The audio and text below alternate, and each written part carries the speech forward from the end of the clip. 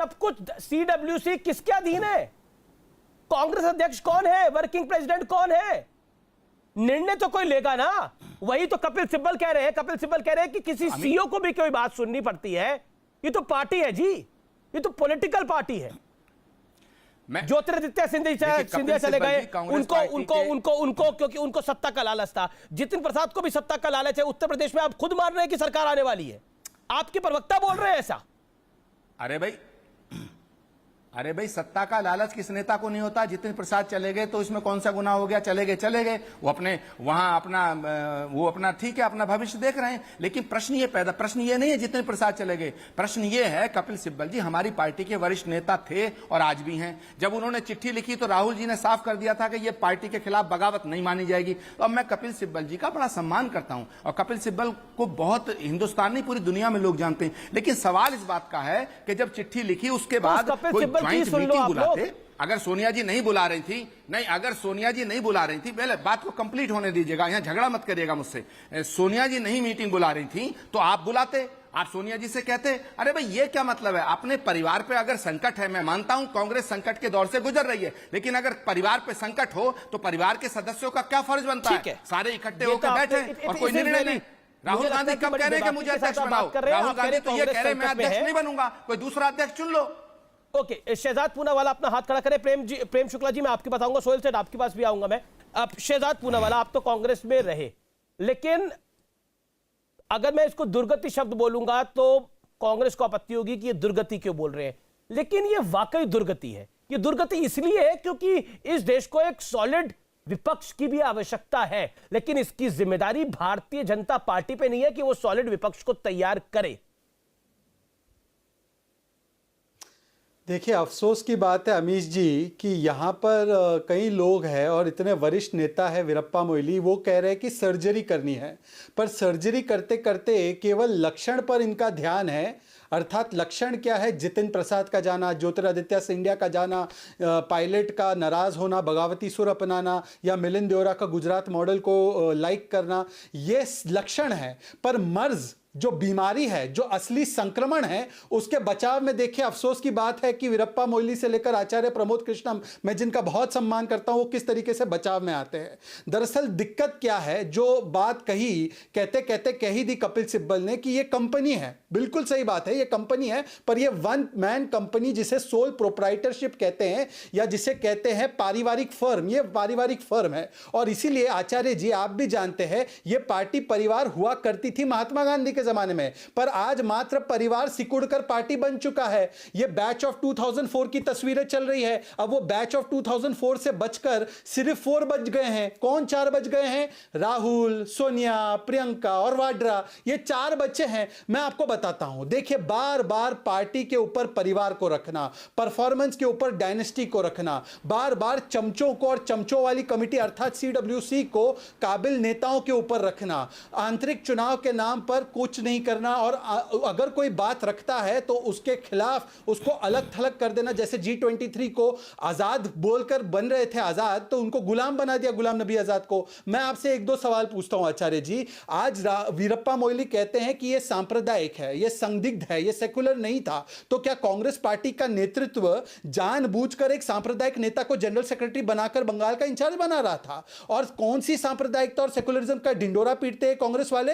शिवसेना से अलायंस महाराष्ट्र में, IUML से अलायंस केरल में मुस्लिम लीग के साथ, अजमल के साथ अलायंस असम में, और ISF के साथ अलायंस किया है बंगाल में। और ये अलायंस हुए कैसे? आज अशोक चव्हाण और जो बाकी रिपोर्ट आनी थी, पंजाब की रिपोर्ट आ चुकी है। अशोक चव्हाण की रिपोर्ट में लिखा है कि ISF का अलायंस नहीं होना चाहिए था। यही तो जितिन प्रसाद कह रहे थे कि तुष्टीकरण की नीति मत अपनाओ, पर उनकी बात को अनदेखा कर अधीर रंजन चौधरी की बात को सुना गया। राहुल गांधी नहीं सुना होगा ना।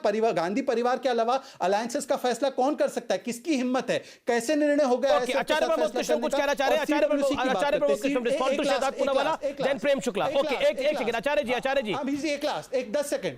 जी शहजाद बोलिए, 10 सेकंड बोलिए, केवल 10 सेकंड। जी केवल 10 सेकंड जी। संविधान, कांग्रेस का संविधान आचार्य जी और मैं दोनों जानते हैं, जो सीडब्ल्यूसी है, ना सीडब्ल्यूसी के चुनाव हुए ना अध्यक्षता के चुनाव हुए। जो सीडब्ल्यूसी बनी हुई है चाटुकारिता वाली कमेटी, उसको केवल और केवल सोनिया गांधी और राहुल गांधी की रजामंदी से बनाया गया है। तो अगर सीडब्ल्यूसी भी निर्णय नहीं लेती है तो वो इसीलिए है क्योंकि राजा ने उनको परमिशन नहीं दी है।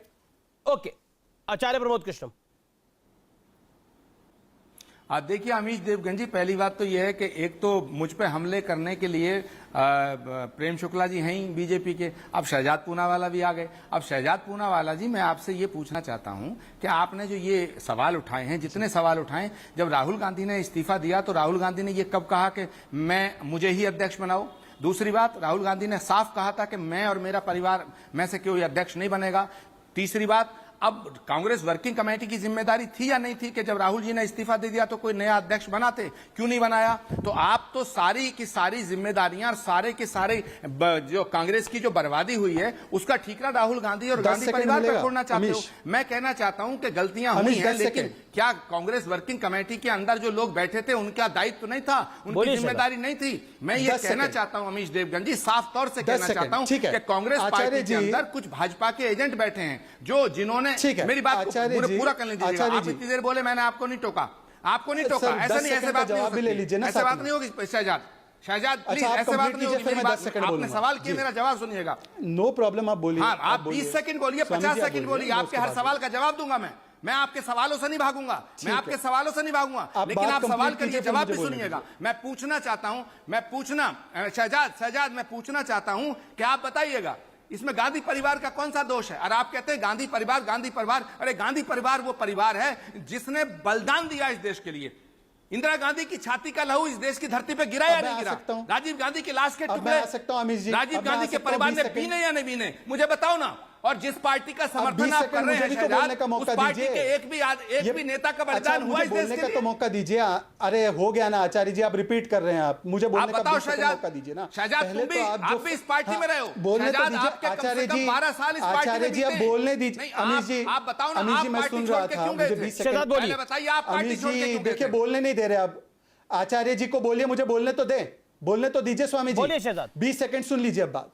आप जो, हाँ अब सुनिए, आप जो फर्क बना रहे हैं ना कांग्रेस पार्टी के शीर्ष नेतृत्व और सीडब्ल्यूसी के बीच में, वो फर्क नहीं इसलिए है या वो फर्क नहीं किया जा सकता केवल इसलिए क्योंकि जो आज की अध्यक्षा है ना उनका चुनाव हुआ, ना 40 साल से कांग्रेस पार्टी में कोई असली चुनाव हुआ है, केवल ताजपोशी हुई है। मैं आपको उदाहरण देता हूं, भारतीय जनता पार्टी में पिछले 20 साल में 9 अध्यक्ष हुए। इस पार्टी में केवल एक परिवार का अध्यक्ष पिछले 40 साल से चलता आ रहा है। कहते हैं हमारे परिवार को चाहिए तो कुछ नहीं, त्याग करना चाहते, पर घूम फिरकर केवल परिवार के सदस्य को ही अध्यक्षता दी जाती है। और यह इसलिए होता है क्योंकि कांग्रेस के तमाम जो पदाधिकारी है उनको केवल सोनिया गांधी ने नियुक्त किया है, तो वो सामने जाकर वो उन्हीं को चुनते हैं और वो उन्हीं के लिए नारे लगाते हैं। आप मुझे बताइए ना कि जो बातें कह रही थी G23, ये गुलाम नबी आजाद ने ऑन रिकॉर्ड कहा है 50 साल से चुनाव नहीं हुआ इस पार्टी में, तो ये अध्यक्ष कैसे बने? ये तो